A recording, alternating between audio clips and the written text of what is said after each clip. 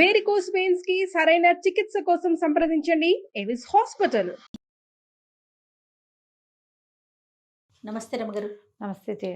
రమగారు, ఏదైనా సరదాగా చిన్నగా ఉండి కథ ఏదైనా చెప్పుకుందామా? ఉల్లికాడల కథ చెప్దాం మనం.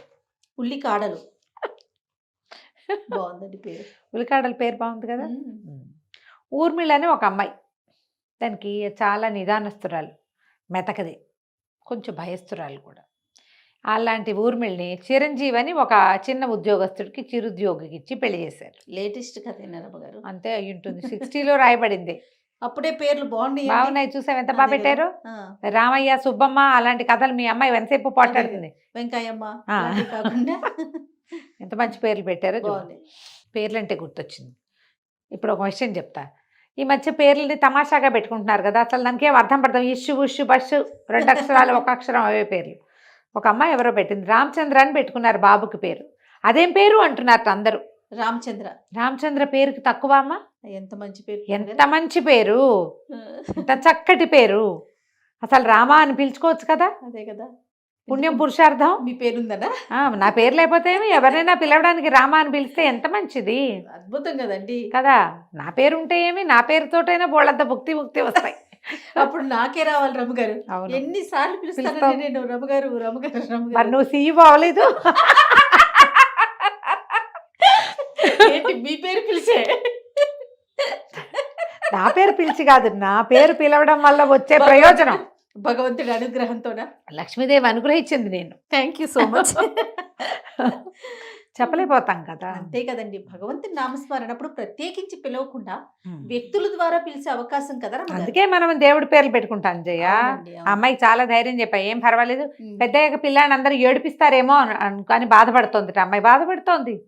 ఎందుకు బాధపడతావమ్మా, చక్కటి పేరు, ఎంచక్క చాలా మంచి పేరు పెట్టుకున్నావని. చాలా బాగుంది. ఈ వీడియో అమ్మాయికి నేనే పెట్టాలి స్వయంగా. పెట్టేయండి చక్కటి పేరు. ఒకవేళ ఈ పేరు బాగోలేదు అన్న వాళ్ళు ఎవ్వరు మనుషులుగా పరిగణించడానికి కూడా పనికిరారు. Oh my god. ఇది బాగోలేదంటారా జయ ఎవరైనా? పైగా ఎవరి పేరు వాళ్ళ ఇష్టం కదా.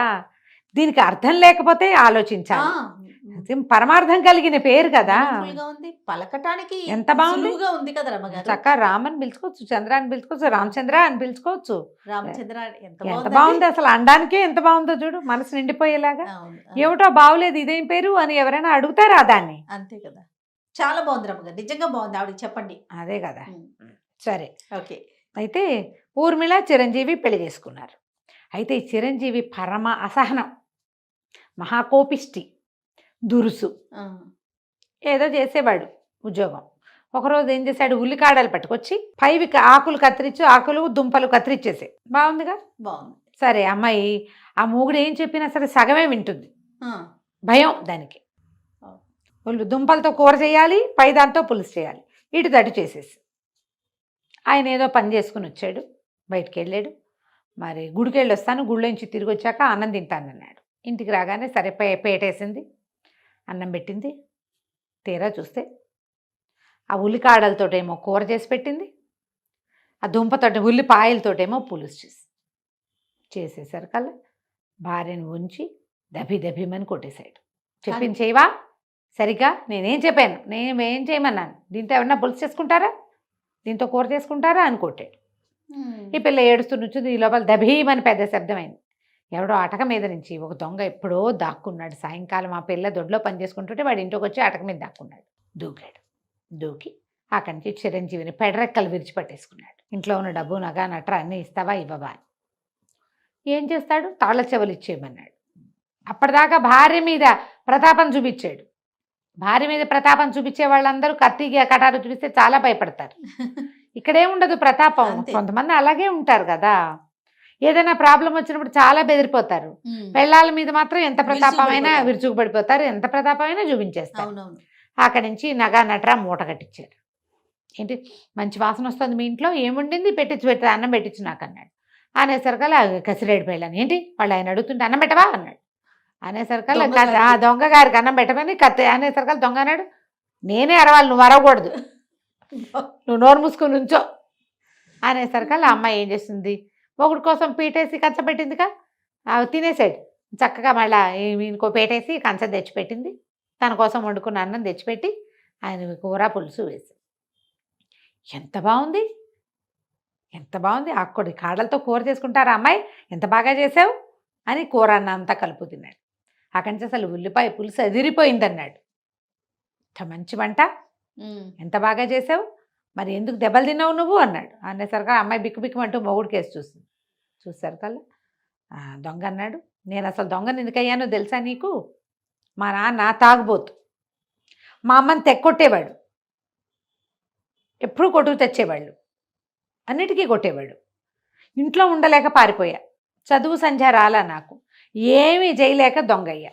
ఓకే, నువ్వు ఎంతసేపు గొడవ చేస్తుంటే మీ ఇంట్లో పిల్లలు ఎట్ట బాగుంటారు, మా నాన్న కనుక అంత తాగుబోతు కాకపోయినా, లేదా మా అమ్మని అంత కొట్టకపోయినా, తాగినా ఆయన దగ్గర ఆయన తాగి పడుకున్నాడు అనుకో, ఏదో మా రకంగా మేము పోయేవాళ్ళం ఎడగొట్టక, అంతేగా. అంతేగా. నువ్వు ఇంటికి వచ్చి రోజు కొట్టి ఆవిడ ఏడ్చి అన్నం వండలేక దెబ్బలు తిన్న ఆవిడ ఏం వండుతుంది, వంట చేయలేదు కదా, ఇంకేం పని చేస్తుంది, ఎట్లా పిల్లల్ని పెంచుతారు అలాంటి తల్లులు. పెంపకం సరిగ్గా లేక నేను దొంగనయ్యాను, నీకేం పోయే కాలం, శుభ్రంగా వండి పెట్టింది కదా, అది కాకపోతే ఇది ఏదైతే ఏమి మీరు తినడానికి ఏం బాధ, రెండు బాగున్నాయిగా రుచిగా, నేను చెప్పింది చెప్పినట్టు చేయలేదు కాబట్టి రుచిని కూడా గ్రహించని గుణం, కోపం అసహనంతో సాధించేది ఏమీ లేదు కదా, సంసారం పాడు చేసుకోవటం అని బుద్ధులు చెప్పాడు అని చెప్పాడు. నువ్వు పాడు చేసుకుని ఇట్లా చేసావు, ఇట్లా చేస్తున్నావు, రేపొద్దుంది నాలాంటి దొంగకి ఇంకొకటికి తండ్రి అవుతావు నువ్వు, నాలాంటి వాడే మీ ఇంట్లో నుంచి వెళ్ళి ఇంకెవరింటోనో దొంగతనం చేస్తాడు అని చెప్పి, అమ్మాయి ఈ నగ నట్రా తీసుకో, చక్కగా పెట్టావు భోజనం, ఎన్నాళ్ళలో అయింది ఇంత మంచి కూర పులుసు తినని మూట కట్టించిన నగలన్నీ ఎత్తి ఊర్మిళ చేతిలో పెట్టాడు. వెళ్ళొస్తానని చీకట్లో కలిసిపోయాడు. అక్కడి నుంచి చిరంజీవి ఏనాడు అమ్మాయిని ఏం అనలేదట. ఎందుకంటే ఇది చూడు ఎంత చిన్న కథ జయ, తండ్రుల తల్లుల దుష్ప్రవర్తన తర్వాత తరాన్ని విపరీతంగా పాడు చేస్తుంది. పెద్ద ఉల్లికాడల మీద కొట్లాడుకోవడం చిన్న విషయంగా మనకు నవ్వుతూ కనిపిస్తుంది, ఇలాగే పోట్లాడుకుంటారు. పెడితే పెట్టావని, పెట్టకపోతే పెట్టలేదని, కాఫీలో పాలు ఎక్కువైనాయని, లేదా డికాక్షన్ తక్కువైందని, టీ పొడి ఎక్కువ వేసావు తక్కువ వేసావని దాని మీద కొట్టుకుంటారు. కొడతారు కూడా జయ, చెయ్యి విసిరేసేస్తారు, ప్రతి దానికి తగాదా పడతారు. తండ్రులే కాదు తల్లులు కూడా చేస్తారు. తల్లులు కూడా పిల్లల్ని ముందు అది పెట్టి తర్వాత ఇది పెట్టాలి, నేను చెప్పాక నేను చెప్పింది చెప్పినట్టు ఎలా చెప్పానో అలాగే చెయ్యి. చాలా మందికి ఉంటుంది ఇలాంటి దుర్గుణం. వాటిని కరెక్ట్ చేసుకోకపోతే మన తర్వాత తరాలు ఏం నేర్చుకుంటాయి మన దగ్గర నుంచి. తల్లులేమో పిల్లల్ని కాల్చుకు తింటారు, తండ్రులేమో భార్యల్ని కాల్చుకు తింటారు. ఒక్కోసారి తండ్రులే భార్యల్ని పిల్లల్ని కూడా కాల్చుకు తింటారు. రేర్గా తల్లులు కూడా తండ్రుల్ని కొడుకుల్ని కాల్చుకు తింటారు. వాళ్ళు ఉంటారు. అమ్మో, వాళ్ళు కూడా ఉండి అసలు భర్తకి కొడుక్కి టెర్రర్గా ఉంటుంది తల్లి అంటే. అలాంటి వాళ్ళు చాలా మంది ఉన్నారు.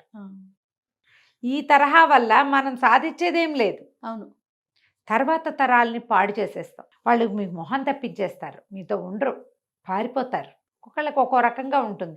ఇతని భార్యకి ఉద్యోగం ఉంది, ఏదో తిండి పెడతాడు, ఎంతసేపు తిడుతుంటే తిండి ఏమి ఎక్కుతుందమ్మా. అంతేగా. ఈ తిట్లు తిట్టే వాళ్ళంతా పద్ధతులు మార్చుకోవాలని చెప్పడానికి ఈ బుజ్జి ఉల్లికాడల కథ చెప్పాం. చాలా బాగుంది రమ్మగారు, సూపర్. నమస్తే. నమస్తే జయ.